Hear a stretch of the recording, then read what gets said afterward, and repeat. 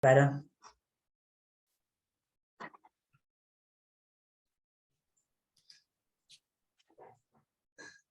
Bueno, hola a todos, bienvenidos a esta clase, a esta reunión. Ana. Bueno, mucha alegría de estar nuevamente en esta escena, compartiendo la invitación que me viene formulando Debbie, de acompañar este ciclo de cine y arte, Cine Los Angeles, arte y psicoanálisis.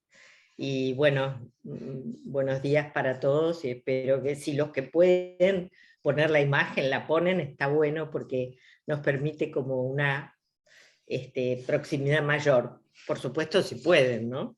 Si están en condiciones de poner la imagen.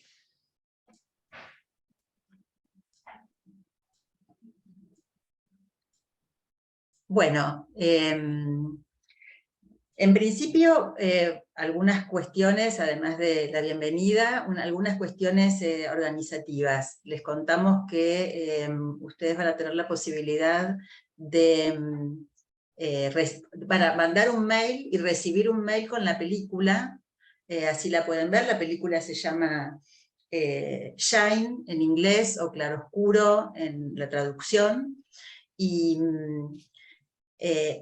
nuestra idea es que hoy vamos a dar algunas claves de lectura, algunas previas cuestiones en relación a la factura de la película, al lenguaje audiovisual y a cuestiones en relación al director, a los actores, etc.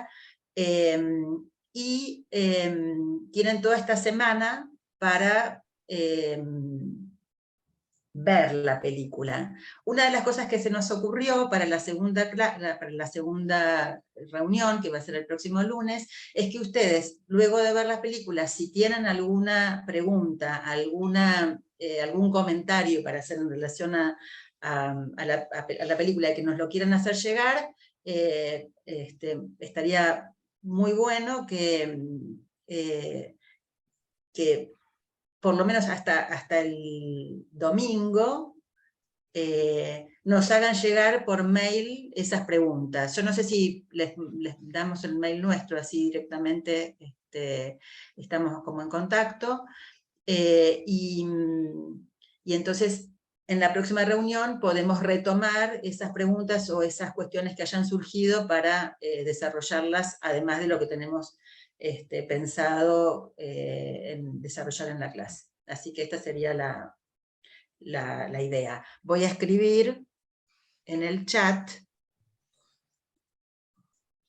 Bueno, acá me dice, bueno, el mail mío es deboralevit60 con números, 60, @gmail.com. ¿Y el tuyo, Ana? ¿O dejamos uno solo? Sí, Dale, dejemos uno solo, y listo. uno solo para Así, concentrar todo. Sí. exacto. Así que, bueno, Ana, contanos un poco, presentarnos un poco la Bueno, película. ustedes se preguntarán por qué elegimos esta película. Siempre hay como un debate previo, un intercambio de ideas, proponemos unas películas, vemos otras y finalmente tomamos una decisión. En este caso fue la de trabajar con Claroscuro. Nos pareció que es una película muy interesante para articular algunas ideas del psicoanálisis, y particularmente de la psicosis, ¿no? De cómo se manifiesta y cómo hay la posibilidad de captar en un plano estético, cinematográfico, a nivel guión, algunos rastros o indicios que nos permiten a nosotros como analistas hacer alguna serie de reflexiones sin tratar de aplastar con el psicoanálisis la creatividad del cine, ni que el cine inhiba al psicoanálisis de poder pensar cuestiones en relación a la película. Entonces, bueno, nos interesó muchísimo la idea del extravío, ¿no? Cómo el psicótico se extravía no solo de las significaciones compartidas, sino también de los significantes de su propia lengua, ¿no? En general, las otras estructuraciones clínicas tienen una relación al lenguaje bastante más afín, pero el psicótico la subvierte su relación al lenguaje y pone en juego un mecanismo que, digamos, que afecta fundamentalmente el mecanismo de la ley del lenguaje y sobre todo la del significante que inscribe y sostiene el nombre del padre, ¿no? Como, dado que el nombre del padre precisamente está forcluido. Y esta película se caracteriza porque nos permite como encontrar, digamos, de algún modo, la génesis y los efectos de esta forclusión, ¿no? De la forclusión del nombre del padre. Entonces nos pareció muy pertinente y ahí esto es una muy breve introducción de por qué nosotras elegimos esta película, y ahí nos interesamos mucho en el personaje de David Helfgott, que es un pianista efectivamente real, que existe, que tuvo un proceso y un atravesamiento por una crisis en donde desencadenó, ¿no? Desencadenó psicóticamente, y eso afectó enormemente su carrera, pero también hay muchas pistas, muchos indicios, y la película es muy provocativa en ese sentido para poder como articularlos. Scott Hicks es el director de esta película. Perdón. Scott Hicks es el director de esta película, y Débora después va a desplegar algunas de las películas que este famoso director australiano gestó en su saga. Es el director de la película considerada la mejor película australiana de su tiempo, ¿no? Es una película que tuvo muchas nominaciones, Debbie después va a particularizar este detalle, pero en lo que yo me detuve es en la pregunta de cómo hace pasar el director de una película las coordenadas lógicas de la historia real como para permitir una lectura de las operaciones que permiten construir un guión que está tan abierto y tan rico a poder entender la problemática de la psicosis, cómo introduce en la película con su arte la dimensión psicótica de la existencia. Eso nos pareció sumamente atractivo como para compartir con ustedes. Entonces, bueno, Debbie, si querés pasar un poquito a desarrollarlo. Bueno, bueno, en principio me retracto de lo que recién decía Ana. No voy a hablar tanto del director. Es un director que, la verdad que con esta película hizo una gran película que tuvo todos los premios y nominada para todos los premios. Es realmente realmente una gran película, y eso lo vamos a ir viendo a medida que entremos más que nada en el análisis de su factura. Pero uno de las bondades de esta película es los actores con los que cuenta. Entonces quería contar un poco algo del actor Geoffrey Rush, que es uno de los 3 actores que personifican a David Helfgott. Y Geoffrey Rush es un excelente actor, y quería así como una recomendación quizás un tanto cholula de otras películas en las que actuó, y ahí sí te pido, Debbie, que me compartas la pantalla. No. No. Ahí tenemos. Bueno, El discurso del rey. Esta película, acá vemos a Colin Firth con Geoffrey Rush. Es una película inglesa.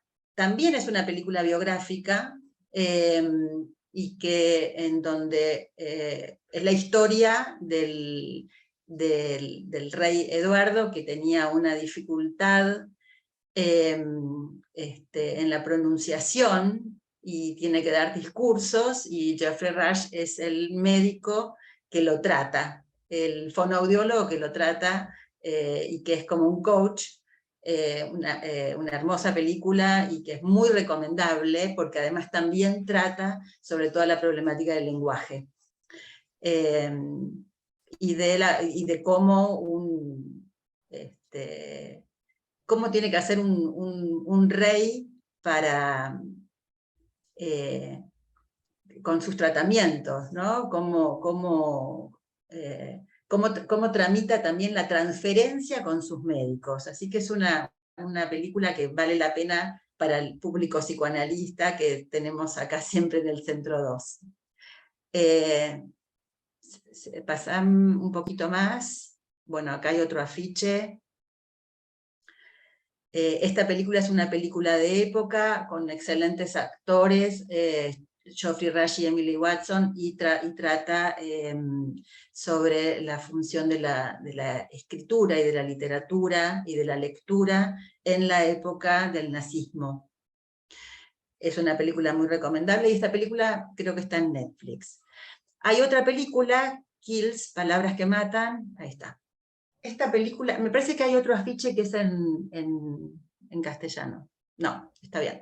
Bueno, esta película de Kate Winslet y Geoffrey Rush, él es el Marqués de Sade.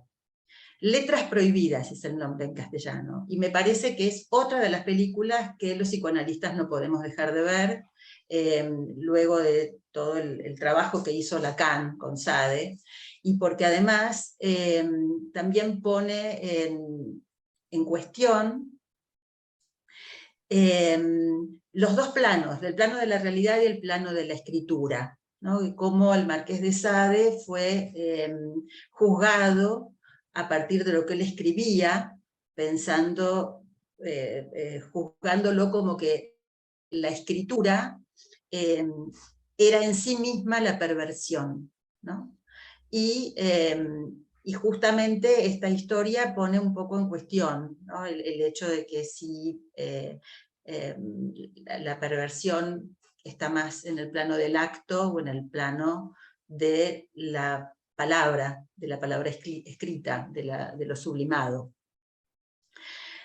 Otra película recomendable. Y la última, que es una película que se llama La Mejor Oferta, es una película de Giuseppe Tornatore, que es un excelente director italiano, autor de Cinema Paradiso, y Geoffrey Rush tiene un excelente papel. Es una película de amor y de suspenso imperdible, y tiene ahí sí mucho de la relación con el arte, con la pintura, así que es una película que si en algún momento la trabajamos en este espacio, seguramente va a ser enriquecida por todos los aportes de Ana, así que la ponemos en la lista.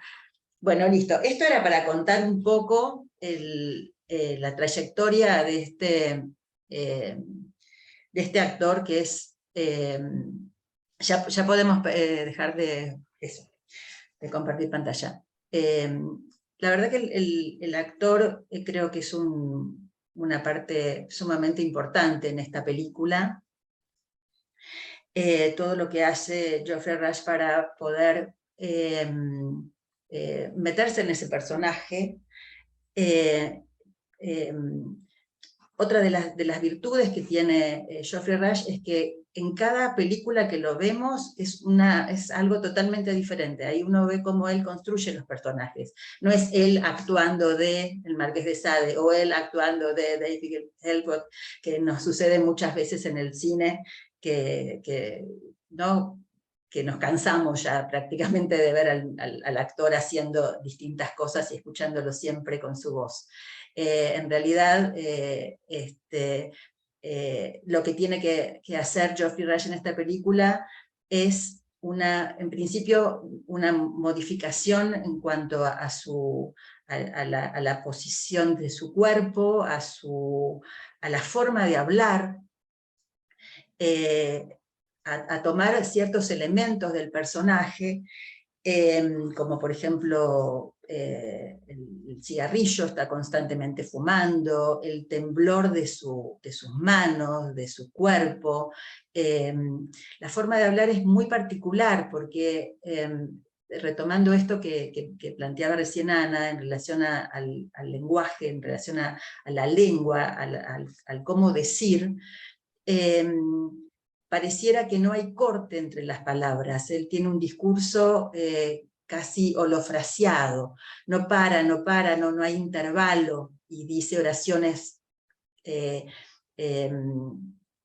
encadenadas unas con otras, y solamente cuando alguien le dice o le hace alguna pregunta, él ya tiene un speech que sale y que vuelve, parece como una cadena sin punto de capitón. El armado del guión de esta película sí es un guión en donde intervino el director y otro guionista, Jan Sardí y Scott Hicks son los dos guionistas. Ellos se pusieron a trabajar con el pianista David Helbot y con su mujer. Ambos se sentaron a trabajar sobre el guión, a dar su testimonio y a contar su vida. Y esto me parece que es de una riqueza, como además muy particular, porque si uno piensa en que todo es parte del recuerdo, de los recuerdos de David Helfgott, de cómo él arma su historia, ¿no? Es algo así como una construcción, casi un trabajo de construcción de un análisis, ¿no? Contar desde su infancia, en una línea temporal de sus recuerdos, y además planteado desde la propia vivencia, porque prácticamente no hay alguien que dé cuenta o no de cómo se arma esa biografía.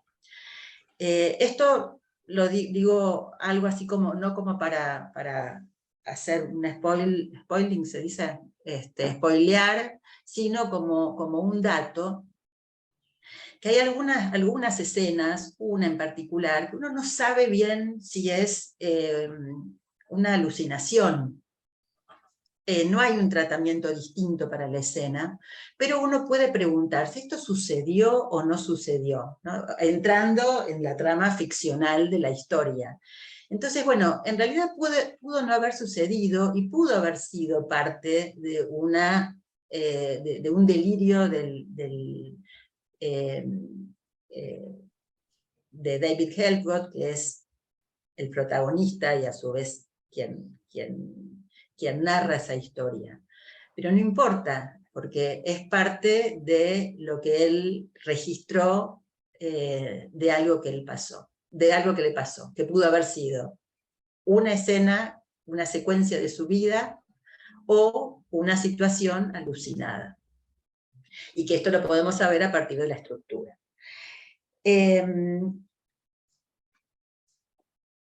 Por otro lado, como la historia abarca toda la vida, hay dos actores más que hacen el mismo personaje. David Helfgott como adolescente y como niño. Con lo cual, y vuelvo al tema de la actuación, el trabajo de los tres actores fue atravesado por un trabajo, digamos, de dirección tan cuidado que realmente uno ve la misma forma de manejarse corporalmente, tanto en el niño, en el adolescente, como en el adulto. Sobre todo, mucho más en el adolescente y en el adulto. Son dos momentos distintos de la vida de David Helfgott, y que tienen no solamente un cierto parecido a nivel del rostro, del cuerpo, de las manos, sino también a nivel de los movimientos. Entonces uno como espectador realmente ve a ese a ese personaje con un nivel de realismo, porque realmente le parece estar siendo testigo de toda la vida, ¿no? De la vida de este hombre, que por otro lado genera una empatía tan fuerte en el espectador que uno termina queriéndolo, ¿no? Creo que esto es uno de los grandes logros de la película, cómo conmueve, cómo subyuga al espectador y cómo uno se va encariñando y emocionando con él. Bueno, no sé si querés decir algo, Ana, antes de que yo arranque con cuestiones de cómo fue realizada la película, ¿o no? Bueno, como no, habíamos hablado con Debbie sobre la importancia del director, de quien lo que más nos interesó es realmente fueron las operaciones que realizó para poder acceder a esta dimensión psicótica de la existencia, ¿no? Con cuánto respeto él se dirigió al personaje, que es el protagonista de la película, y con cuánto respeto lo escuchó, y con cuánto respeto y con cuánta habilidad construyó el guión de un sujeto que está inmerso en el destierro de la psicosis, ¿no? Si bien es cierto que David Helfgott, cuando conoció a Hicks, ya estaba de alguna manera estabilizado por la presencia sintomal de Gillian, su mujer, ¿no? Que opera como Nora con Joyce, como un estabilizador de la estructura, ¿no? Le hace de secretaria, le hace de gerente, le ordena toda la cotidianeidad, la dimensión de tiempo-espacio que está completamente alterada en la psicosis, pasa a ser problema de agenda de Gillian, ¿no? Es decir, cómo realmente se fue como armando una estabilidad sintomal que permite al director probablemente acceder desde otro punto de vista, nachtraglich, como resignificando a posteriori épocas previas donde seguramente la psicosis estaba mucho más desestabilizada. Y lo que habíamos hablado que a mí me encantó la propuesta que me hizo Débora, fue tomar alguna mínima puntuación de los personajes reales, de la vida real, que están encarnados por distintos actores, pero que verdaderamente existieron, ¿no? Y qué lugar ocuparon esos personajes en la vida y en el efecto, qué efecto tuvieron en el discurso, en la capacidad de contribuir a un cierto ordenamiento del discurso, difícil de lograr en David.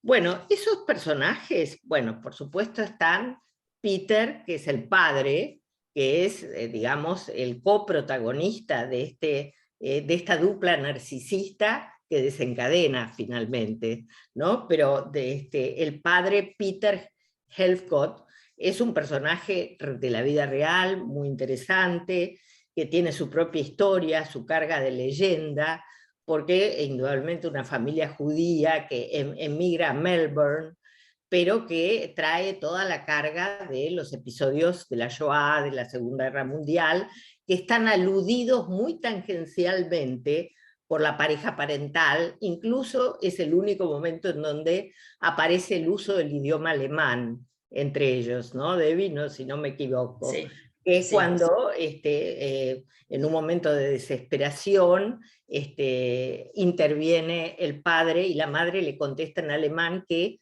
le dé un lugar a la criatura, muy débilmente, ¿no? Porque no tiene ninguna eficacia la palabra de la madre. Bueno, del padre vamos a hablar un montón, pero no ahora. Ahora es nada más situar que fue un personaje de la vida real y que la madre, que también es una madre, no es un padre ausente, como solemos escuchar, es una madre ausente, completamente corrida de su lugar, de otro primordial. Pero a eso nos vamos a dedicar más adelante. Otro de los personajes que aparece es en el proceso artístico de David, que son los primeros, efectivamente los primeros conciertos, los primeros concursos, la polonesa de Chopin, que es lo primero que él interpreta públicamente, es el Ben Rosen, que es un maestro inicial. Ben Rosen es un maestro que admite y se sorprende y se deja tomar por la enorme capacidad de esta criatura, David, en su etapa infantil, y que se dirige al padre como pidiéndole que le facilite las cosas como para que estudie con él, para que haga otro tipo de proceso más acorde al talento de la criatura. A lo cual el padre, que se consideraba su único maestro, se opone radicalmente. Y Ben Rosen tiene la particularidad de no contar con el respeto y el aval del padre. Entonces no tiene ninguna eficacia finalmente. Incluso cuando David acude a él le falla. Él no está presente, él no se acerca, no responde, pero además tampoco hubiera tenido demasiada eficacia porque para David era muy importante el aval del padre, porque él era el objeto del deseo del padre. Entonces, bueno, en ese sentido Ben Rosen no tuvo mucha eficacia. Otra personaje muy relevante es Catherine Pritchard. Catherine Pritchard es una escritora soviética. Se puede compartir pantalla, perdón, con la Sí, imagen de Catherine. Debbie, ahora lo comparte Debbie. Ahí va. Esta es Catherine. Catherine Pritchard es una mujer que es la creadora del Partido Comunista en Australia. Imagínense que tiene un peso ideológico y político muy afín a la ideología de Peter, el padre de David, porque era un personaje totalmente enrolado con las ideas del comunismo y completamente ateo. En ese sentido, él no tenía ninguna intención de transmitir los preceptos religiosos a sus hijos, porque era comunista y ateo, naturalmente, ¿no? Este personaje es importantísimo porque le ofrece, y lo vamos a trabajar detenidamente, la posibilidad de una suplencia fálica a David, porque es un personaje que introduce desde el amor, desde el afecto y desde el respeto que le tenía el padre. Esto es fundamental, porque si a su padre.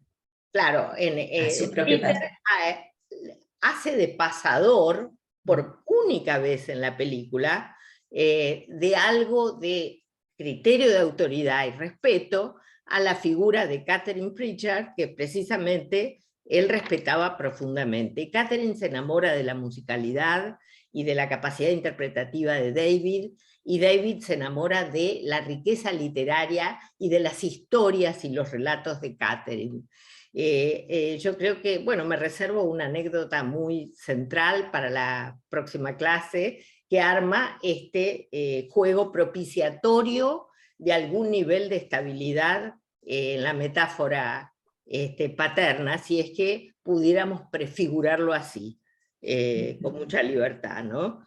Y finalmente, otro personaje de la vida real es Cecil Parkes. Cecil es el maestro que lo orienta en la Real Academia de Londres, que él es el segundo gran premio que gana, lo alienta y esto es el problema de Cecil, a interpretar la Sinfonía número 3 de Rachmaninoff. Es una sinfonía particularmente difícil. En principio Rachmaninoff tenía unas enormes manos. Entonces la capacidad de llevar adelante una sinfonía de un alto nivel de complejidad en muchos aspectos estaba facilitada por su talento en primer lugar, pero por su anatomía también en segundo lugar. Y es una sinfonía particularmente pesada, donde todo el hilo narrativo sinfónico es bastante estridente, y para lo cual la persona que interpreta el solista del piano tiene que tener una enorme vitalidad para no dejarse arrasar por el manejo sinfónico. Y esta sinfonía, la número 3, que es otra protagonista de esta película, tiene una enorme velocidad y una armonía muy compleja, en donde las manos de un lado tienen que hacer una interpretación y desplegarse con una velocidad vertiginosa hacia el otro ala del teclado. Entonces, bueno, es una obra que se piensa que es dificilísima de interpretar, y que está muy lejos la capacidad de un niño de Claro. no solamente poder llevar adelante la ejecución de esa sinfonía, sino además de entender el peso subjetivo y emocional que tiene el relato musical. Entonces está totalmente fuera de las expectativas que un niño puede interpretar eso, pero David siente que ese es el deseo de su padre, que él tiene que interpretar esa sinfonía, y lamentablemente Cecil Parks entra en serie con el padre y con la demanda indeterminada del padre, cuando en un momento, cuando él va a lanzarse al escenario finalmente para interpretarla, le dice: tócala como si fuera la última vez y no me falles, ¿no? Y bueno, ahí se produce la desestabilización psicótica más importante de todo el proceso que la película narra. Bueno, estos son los personajes. Entonces, Bueno, Catherine Pritchard, Cecil Parks, el profesor de piano, y el Ben Rosen, que fue un profesor inicial que descubrió el talento de David. bueno, bárbaro, gracias, me encantó este recorte. Bueno, yo voy a contar ahora un poco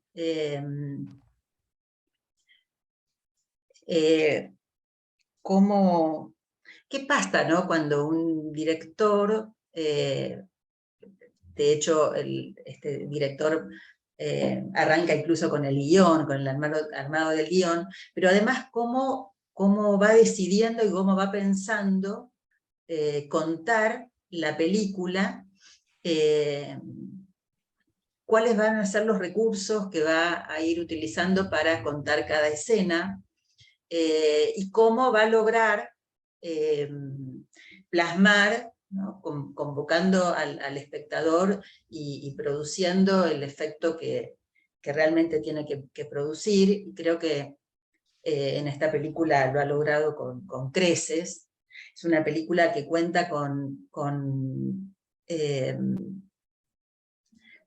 realmente como con una reunión de todas las artes, porque de hecho la música es un elemento también protagónico en la película. Además de la fotografía, de la actuación, de la poesía, de los textos, de la fotografía. Entonces realmente es un buen ejemplo de por qué se llama al cine el séptimo arte. En principio, cómo resuelve él las cuestiones del tiempo, porque él va a contar toda una vida en 1 hora y media o 2 horas que dura la película. Y decide empezar por lo que se llama in medias res, en latín, que comienza por la mitad de la historia. El primer plano de la película va a ser un momento de la vida de David Helfgott, en donde él ya es adulto, y hay un plano en donde él está mirando detrás de un vidrio en una especie de restaurante, de bar, en donde además hay un piano, es un día de mucha lluvia. Bueno, algo sucede en esa primera escena, y para que nosotros como espectadores podamos entender de dónde viene este personaje que entra de alguna manera en ese restaurante. Yo no voy a contar, voy a tratar de no contar nada del argumento, porque sé que hay algunos que todavía no vieron la película y que es lindo sorprenderse, más allá de que en lo personal yo he visto esta película creo que, no sé, 80 veces, y todas las veces que la vi descubro cosas, y además siempre me emociona, y siempre lloro cuando tengo que llorar, y espero que no pasen las cosas que pasan como si la estuviera viendo por primera vez. Pero de todos modos, voy a ver cómo hago para eludir la cuestión del argumento y solo contar cuestiones de la estructura. Pero lo que sí digo es que luego de esa primera escena, que empieza, como decía, en la mitad de la historia, sí hay una vuelta hacia la infancia, la primera infancia de David, cuando él empieza, cuando es muy chiquito, a participar en concursos en donde tocaba el piano, la presencia insistente del padre, cómo ya desde muy chico él es hablado por el padre, y en donde también desde muy chico es el padre el que responde por él, no solamente el que responde por él, sino el que le dice, cuando le dice las cosas que le dice, que él las repita, ¿no? Él tiene que, el padre le dice, tú eres un niño afortunado, David Helfgott. Helfgott es el apellido, es en alemán, Helf significa ayuda, y Gott, Dios, la ayuda de Dios, ¿no? Entonces le dice, tú eres un niño afortunado, repítelo, le dice, ¿no? Y él tiene que repetir las cosas que le dice el padre. Y entonces uno empieza a ver cómo este niño que es hablado por el padre, de alguna manera como lo somos todos, o sea, todos en un principio somos un objeto que entra en el campo del discurso del otro, pero hay una operatoria que en este caso en particular, esa operatoria de alienación-separación, es donde no se produce a partir de ese exceso de padre, ¿no? ese padre excesivo, que recién nos contaba Ana, en donde él es el que comanda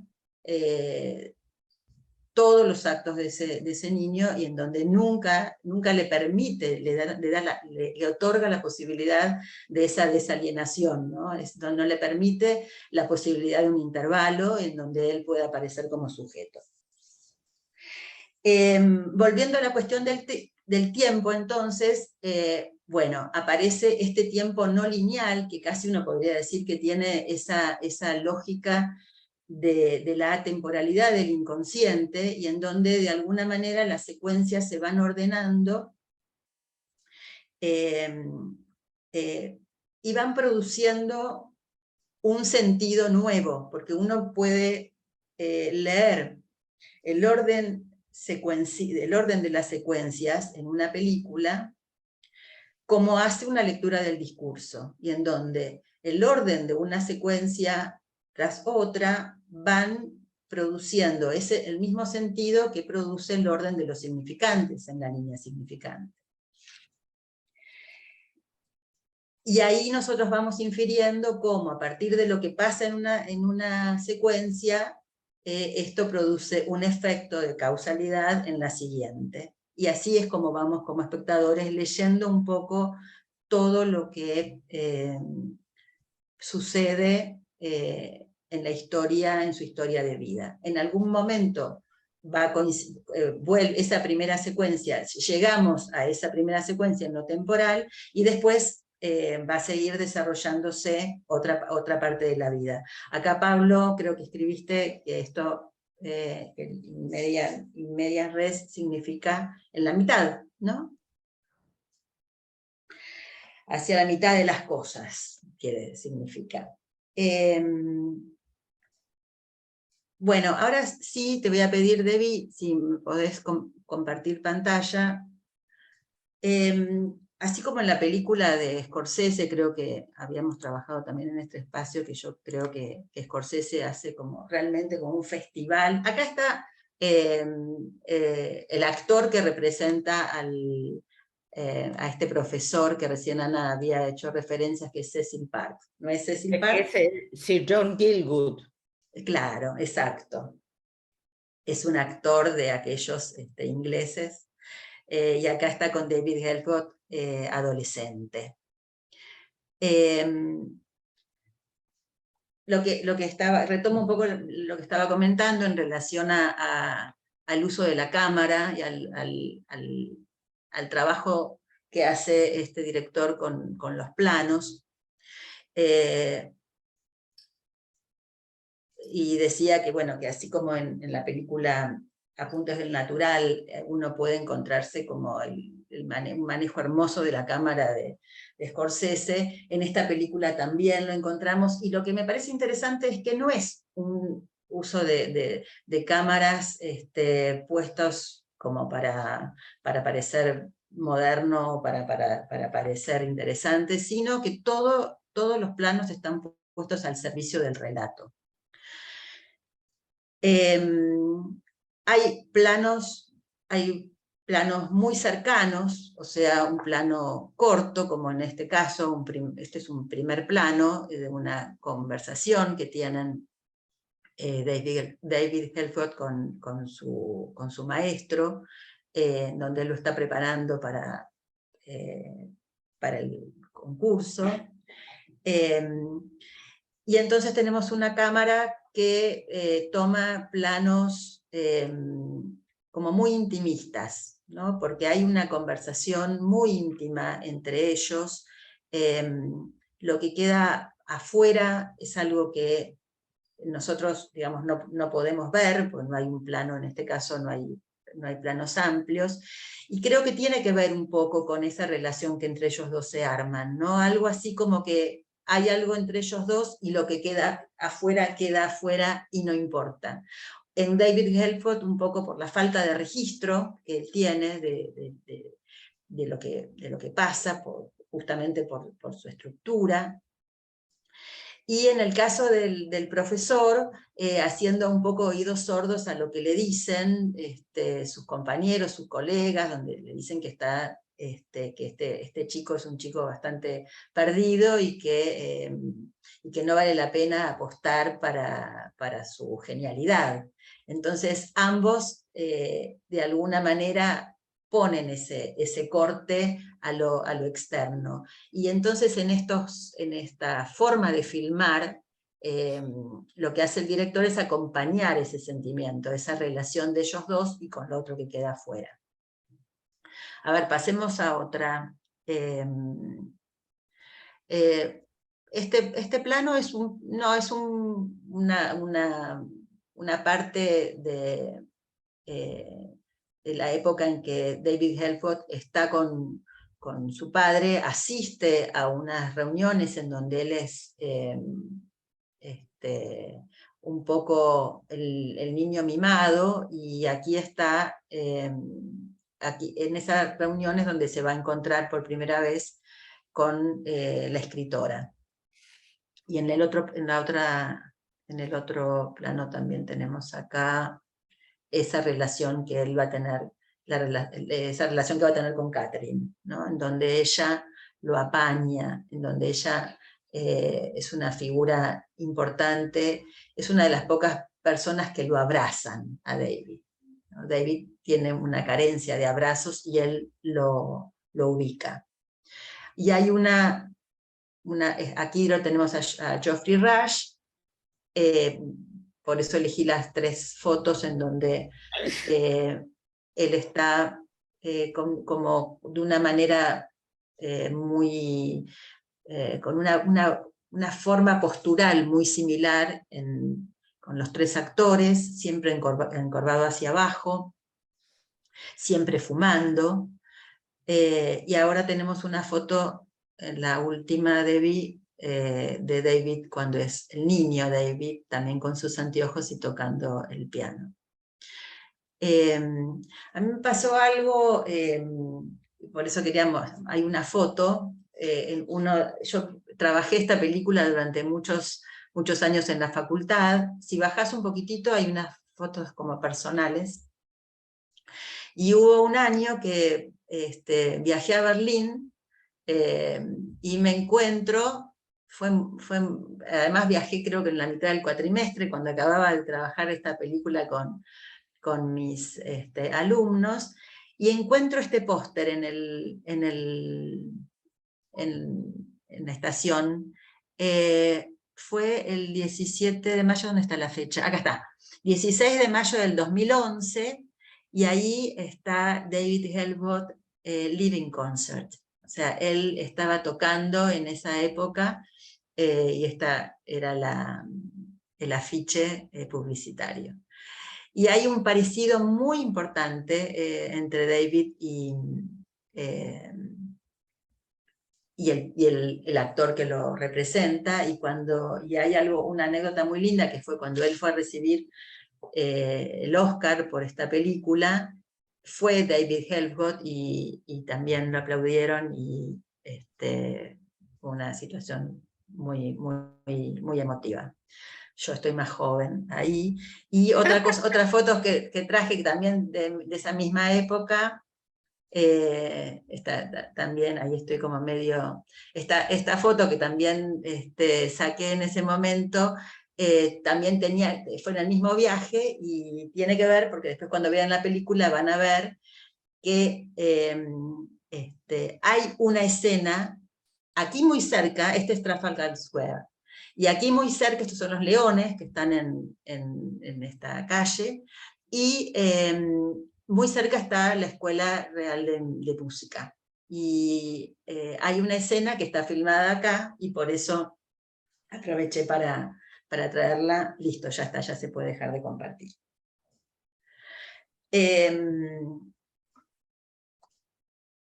O sea que, bueno, no solamente hay un marco realista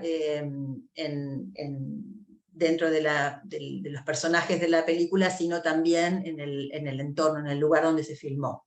O sea, fueron a filmar a Londres. Se filma parte en Australia y parte en Londres, en la escuela de Royal Academy. de música, claro, de música. Y quería comentar algo más de algunos planos, porque había hablado del plano del plano subjetivo, perdón, del plano medio, del primer plano, de los planos detalles. Los planos detalles están como muy trabajados en esta película, porque en el detalle es donde muestran las manos, y las manos del músico tocando, y el perfil del músico cuando está tocando. Incluso hay escenas en donde usan el ralentado, que es la cámara lenta, como un modo de... como si se pudiera detener el tiempo, ¿no? Porque es tal la rapidez y la intensidad con que toca el piano David, y cuando toca el concierto número 3 de Rachmaninoff, que es como si el cine no lo pudiera contar y tiene que ralentarlo, ¿no? Como detener el tiempo para que uno pueda ver a ese personaje sintiendo ahí en el centro de todo. Es maravilloso porque es como si uno pudiera hasta como escuchar los latidos del corazón de David, su palpitar, su latir. Y hay otro plano que también está muy bien usado en esta película, que es el plano subjetivo. El plano subjetivo es como si uno ubicara la cámara desde los ojos de un personaje, y uno ve como ese personaje, lo que ese personaje ve. Entonces, por ejemplo, si uno ve hay momentos en donde David se acuesta, ¿no? O se acuesta sobre el piso, es un movimiento, es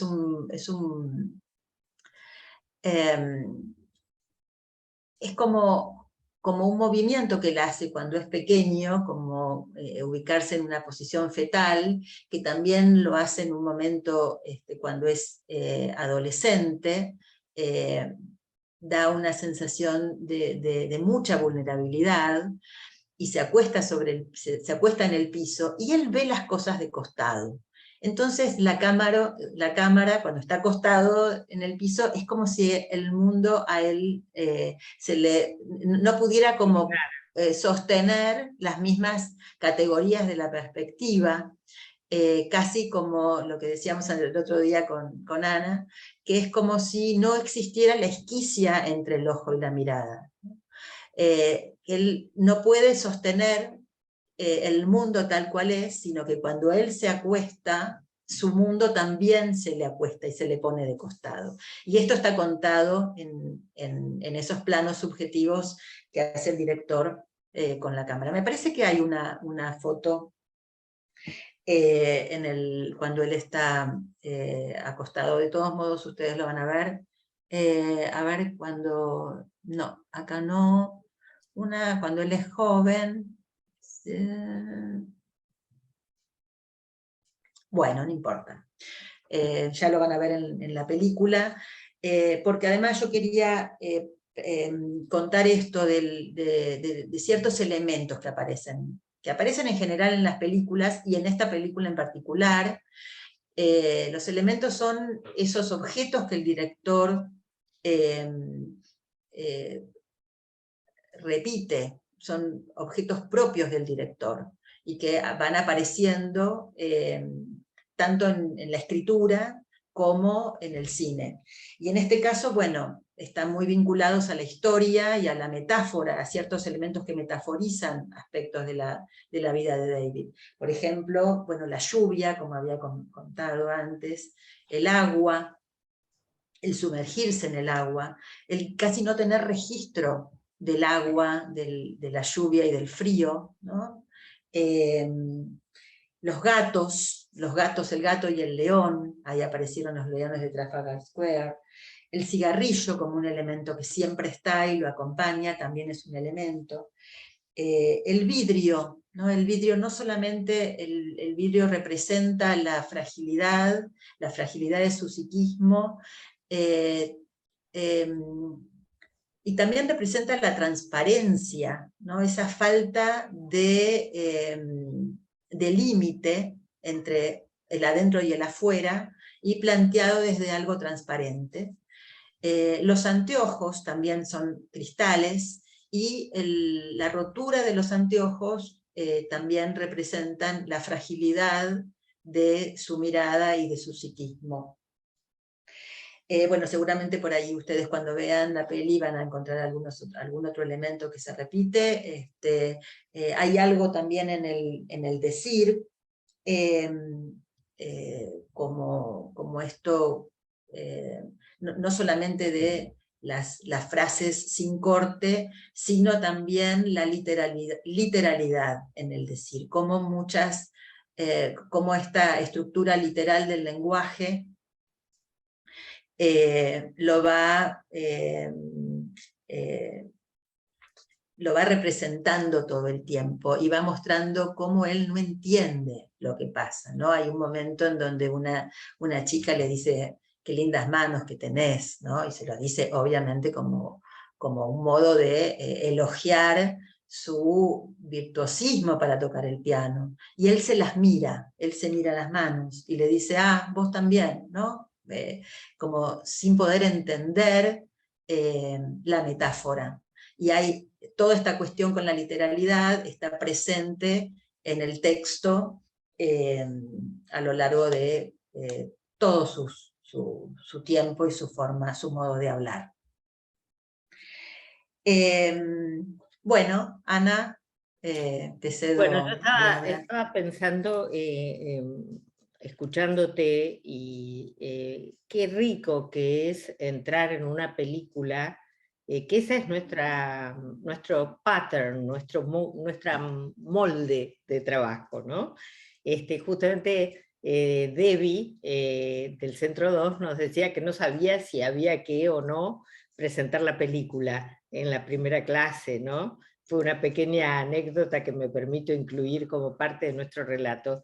Y nosotras pensábamos que era muy interesante que a partir de esta aproximación, ustedes recién vieran la película, porque nos da la impresión de que la polisemia, el lenguaje cinematográfico, si uno no tiene esta posibilidad de tener estas articulaciones previas, por supuesto lo ve y sensiblemente lo aprecia, pero hay algo que queda como perdido, ¿no? Yo escuchando la Debbie y escuchando la caracterización de los pequeños objetos, en la medida en que la película, el objeto es David, es el objeto de deseo de su padre, y donde no hay separador, donde no hay intervalo, ¿no? Me parecía como muy rica esta puntuación para poder apreciarla en el momento en que ustedes hoy sí, a partir de hoy, vean la película.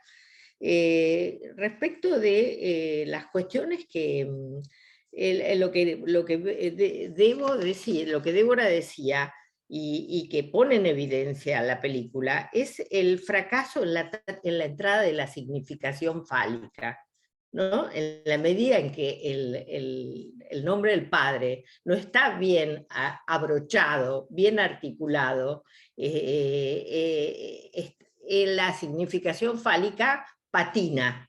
Entonces, todas las secuencias a las que Debbie refiere en los monólogos reiterativos, en los monocordes del discurso, donde no hay pausas, donde no hay inflexiones, en las asociaciones disparatadas, tienen que ver precisamente en el fracaso de la entrada de la significación fálica. Y estas pautas son la estridencia del ser hablado por otro, cuestión que nos concierne a todos los universos, a todos los individuos que estamos inmersos en el universo lenguajero. Todos fuimos, somos y seremos hablados por otro.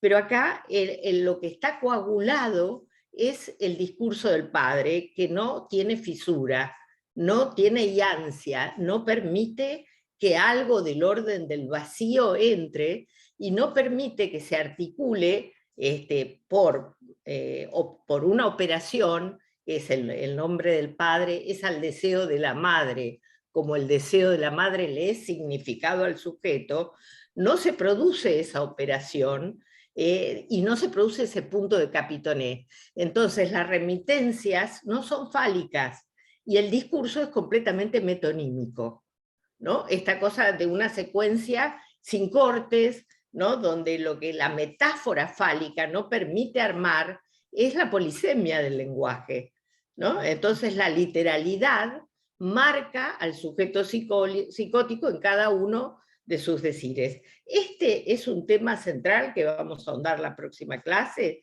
pero que está en el corazón, en el Kernungswesen de la película, en el carozo del ser de la película.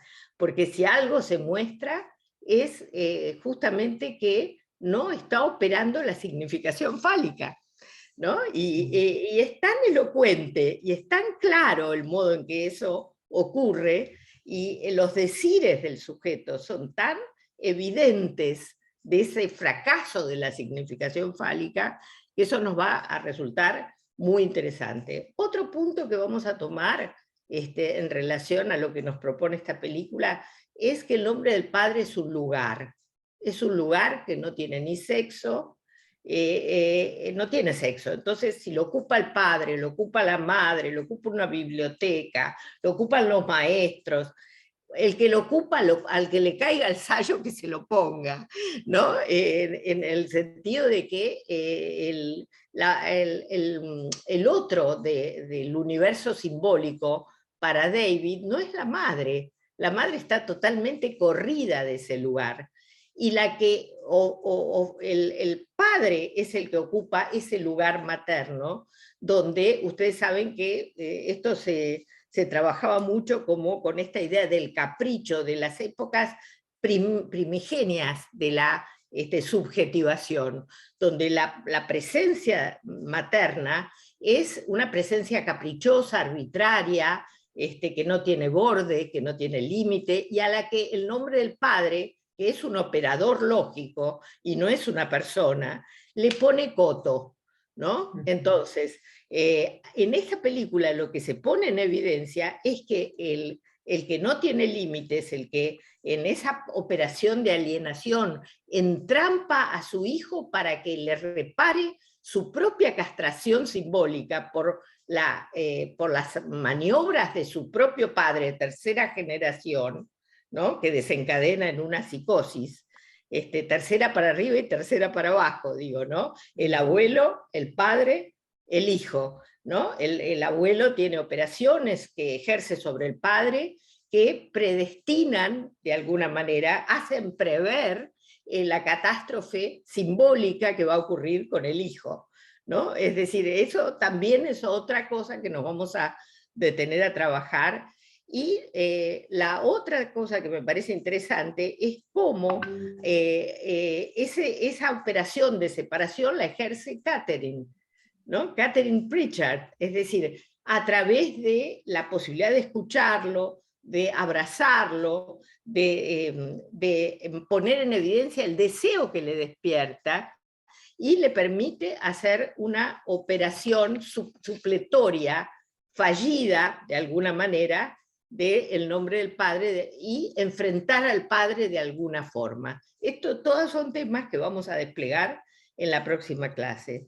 Pero bueno, el otro tema muy importante que vamos a trabajar es el lugar del síntoma, no Exacto. el lugar de la sublimación en el sentido del trabajo sobre la pulsión, sino el del síntoma en el sentido del trabajo sobre el síntoma, ¿no? Es decir, cómo David puede hacer algo con su síntoma, hacerse un escabeau, una pequeña escalerita que le permita tener una plataforma en la cual mostrarse al mundo y ser reconocido como artista. Yo ahí voy a incluir algo que me pareció que las lecturas me permitieron ver, que bueno, él tenía bastantes déficits en la cuestión interpretativa de las obras, pero era tal, bueno, tenía esta cosa arrolladora de su capacidad expresiva, pero era tal el afecto y la empatía que despertaba, que muchos críticos, digamos, a alguien lo hubieran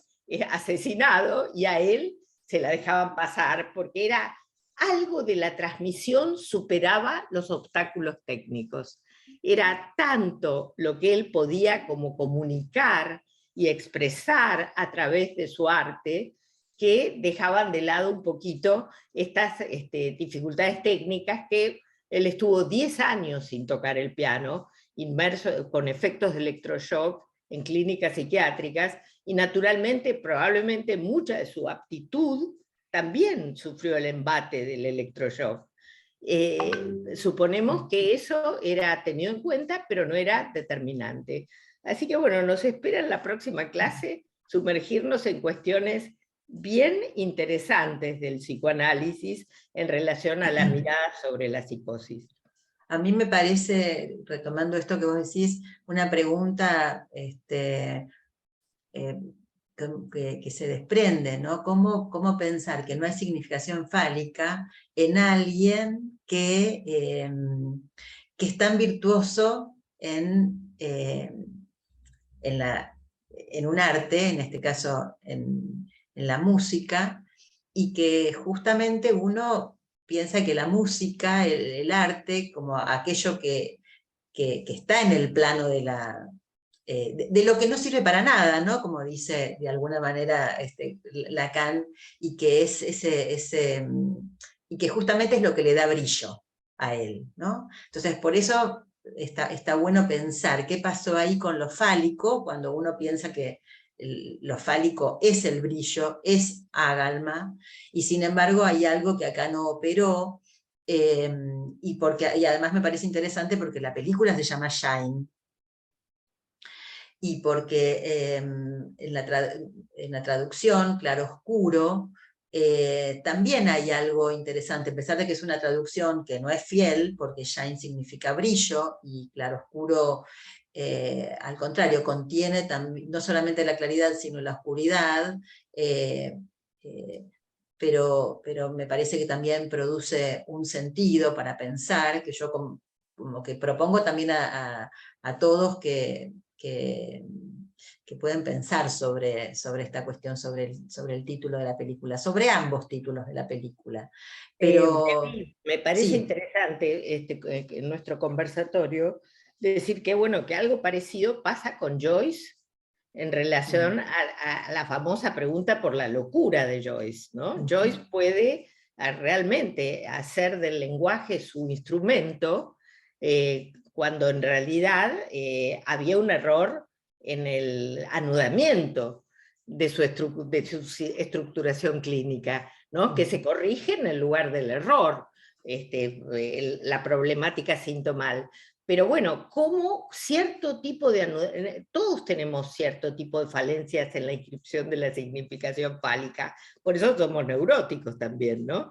Pero quiero decir que a veces es muy interesante tu pregunta, porque, bueno, ¿qué significa como en el Scrabble, el juego del Scrabble, ¿no? Por ejemplo, en realidad uno trabaja con la palabra, pero por fuera del sentido. No importa lo que quiere decir la palabra, importa cómo se construye esa palabra y si esa palabra efectivamente está en el diccionario. Digamos, no se puede inventar una palabra, pero se puede disponer de las palabras y hacer, pero notables jugadores de Scrabble, en personas que no están habilitadas para entender el sentido y la significación fálica, ¿no? Y yo creo que algo de eso pasa con la música. La música es do, es re mayor, es re mayor. Ahora, la cualidad interpretativa es lo que lleva a abrir el espectro de sentido, ¿no? Y parece que eso no está tan dañado en él, ¿no? Su cualidad interpretativa, pero no el sentido, la significación, ¿no? Por eso sus frases son, por supuesto hay momentos cuando él le propone a su mujer, si se quiere casar con él, le está proponiendo algo que tiene un sentido amplio, ¿no? Pero no está por fuera del sentido totalmente, ¿no? Tampoco él tiene crisis que afectan a otros, ¿no? Es decir, es interesante eso. claro. Son modalidades de la psicosis, ¿no? Sí. Bueno, yo espero que estas claves de lectura que hoy abrimos les sirva, les marque como una guía, no solamente para mirar la película, sino para que aparezcan preguntas para la próxima reunión. Desde ya que si alguien quiere hacer alguna pregunta ahora, tenemos un ratito más, disponemos un ratito más. Y si no, bueno, nos despedimos, que hora es. Podemos dar terminado acá. Sería interesante ver si tienen ganas de hacer una pregunta o comentario. ¿Algún comentario? Tenemos un ratito.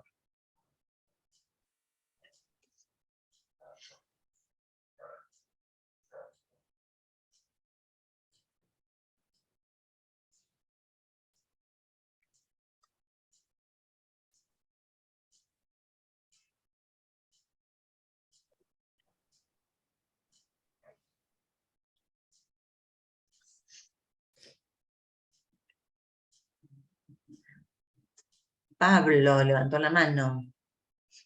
Sí, para romper el silencio, para quebrar el Hola, silencio. Hola Ana, hola Débora, la verdad, impecable la presentación de la película, me encantó, muy, gracias, estuvo impecable. Yo te reemplacé una vez trabajando con esta película, me acuerdo. Quizás estabas en Berlín, seguramente. Puede ser. Bueno, no, agradecerles lo impecable de la presentación de la película, y no, cuando estabas hablando, Débora, de la cuestión esta del cristal, me acordé de la conferencia 31 de Freud, donde él habla de la metáfora del cristal, de cómo no dice en la psicosis, él creo que dice en la enfermedad mental, me parece, creo que dice así, cómo se quiebra, hace un rato tenía, pero la tengo en francés, no la tengo en castellano, la cita. Él dice cómo se quiebra, si uno tira un cristal al piso se quiebra, pero no arbitrariamente, sino que sigue en los planes del clivaje, de la escisión, y en los pedazos que se delimita. Y así también las estructuras no dice las enfermedades mentales, se quiebran por esa estructura anterior. Me pareció súper interesante. Esto hace mucho que no veo la película, que la vi un montón de veces, pero esto del cristal quebrado me pareció súper interesante. Sí. Sí, bueno, esta idea del clivaje es como también para pensar cómo hay algo, y en la película creo que también esto es lo que quiere contar, ¿no? Porque va tomando esos momentos más duros de la vida de él y cómo ahí es donde aparece la fragilidad de David. Y justo esto, ustedes lo van a ver mucho mejor que lo que yo les pueda contar, pero esos momentos en donde él vuelve a una posición fetal, que uno lo ve tan vulnerable y que además es algo que va como en repetición en los distintos momentos de su vida, ¿no? Hay momentos en donde él siente una gran tristeza y se tira en el piso y vuelve a esa posición fetal y mira el mundo así, como caído, como les decía antes, en ese plano subjetivo que hace el director. Y la verdad que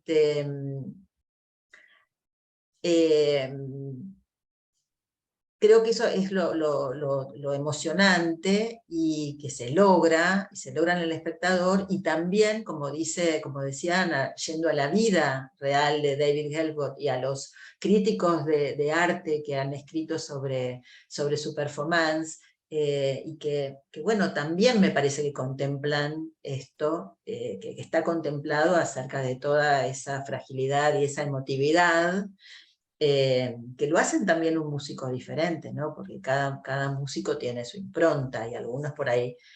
Él es un músico muy virtuoso, pero bueno, seguramente tendrá los errores que tienen los genios, pero también, digo, la música es esto que lo representa y que lo anuda, ¿no? Entonces, frente a esa fragilidad que hay algo que después lo termina como de anudar, claro. Y creo que eso ese es el final feliz, digamos. Yo creo que si lo tradujéramos en términos de lenguaje, diríamos que pesa más su enunciación que su enunciado, ¿no?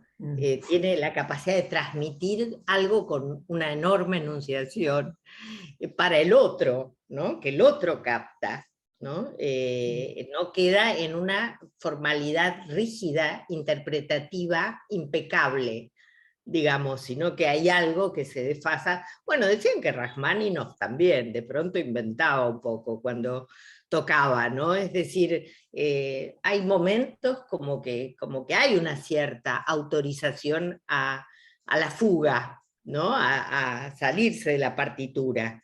No es lo más habitual, pero los grandes genios se pueden dar ese privilegio, ¿no? Sí. Bueno, Ana además es artista plástica, y Freud, cuando habla del método, hace la referencia a cómo expertizar una obra de arte. Dice que no es por lo que se ve a primera vista, sino por esos mínimos detalles y por los errores, en realidad, que comete el artista.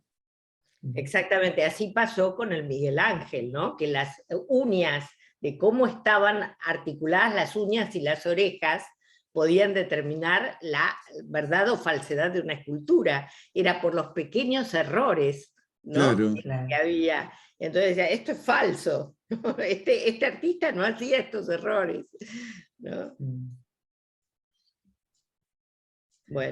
Bueno, en realidad no hablé nada de la musicalización de la película, porque me parece una obviedad. Tiene una musicalización impecable, y también logro en relación al tiempo, en donde que es muy difícil de editar, ¿no? Porque hay que editar un concierto en poco tiempo para que no esté todo en tiempo real, y sin embargo tiene como unos pasajes que yo diría perfectos, ¿no? Nunca dejan al espectador con ganas, y tampoco hacen cortes abruptos. Así que, y también Bueno, la musicalización en relación a lo que decía antes, de cómo uno de pronto escucha el latido del corazón, es como tiene, ¿no? Que no es lo mismo el sonido que la música. Pero bueno, eso todo lo van a disfrutar seguramente cuando miren la peli. Algo que agregaría, Debbie, es que el director tiene la capacidad de corte de la que carece el sujeto David, ¿no? Es decir, ponen la eficacia del corte, es lo que sabe hacer y usar con su expertise y su saber hacer ahí el director, ¿no? Es verdad. Bueno, entonces si no hay algún comentario, podemos dar por cerrado hoy la reunión. Recuerden de pedirle a Debbie la película, y nos encontramos la semana próxima. Y esperamos también las preguntas por mail. Bueno. Acá dice que la van a estar enviando mañana por mail. Perfecto. ¿Y esta clase se sube, Debbie? Sí. Sí, acá. Bueno, activo el micrófono. Bárbaro. Sí, se sube Bárbaro. a YouTube mañana, así que Bárbaro. también lo pueden encontrar por ahí. Bárbaro. Bueno. Muchas gracias por listo. acompañarnos. Chao, Débora, chao, impecable. Gracias. Chao, Pablo. Gracias.